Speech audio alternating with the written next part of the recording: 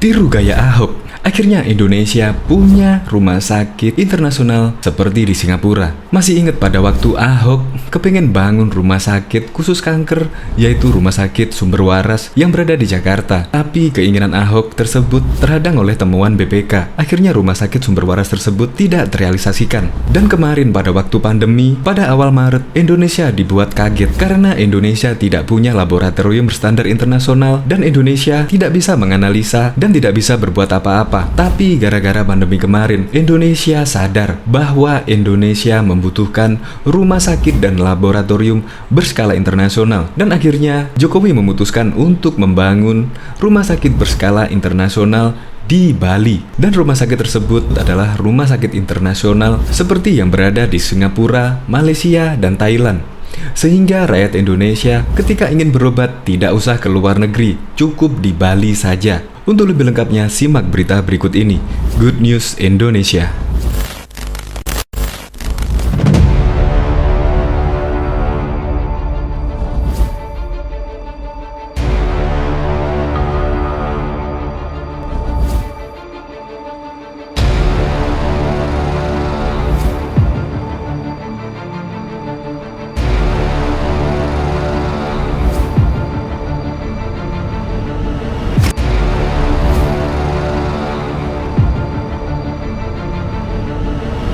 Sebelum menyaksikan video ini, pastikan bosku jangan lupa subscribe. Karena subscribe itu gratis plus bonus tonton video terbaru setiap harinya.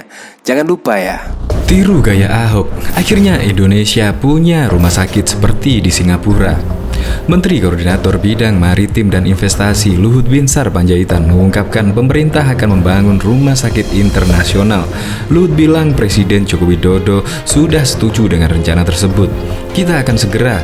Presiden kemarin setuju bahwa kita akan buka rumah sakit internasional.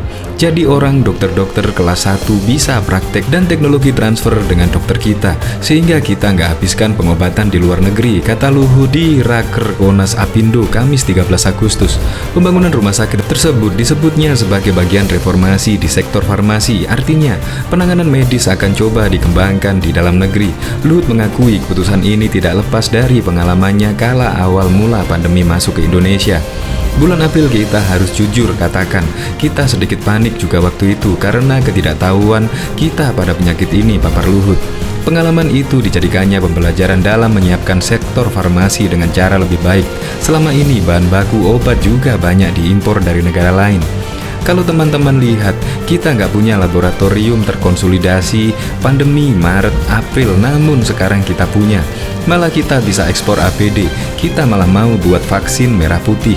RSPAD Bio Farma jadi semua jalan katanya. Selama ini negara-negara tetangga yang sudah membaca peluang sebagai hub dari rumah sakit internasional di ASEAN adalah Singapura, Malaysia, dan Thailand.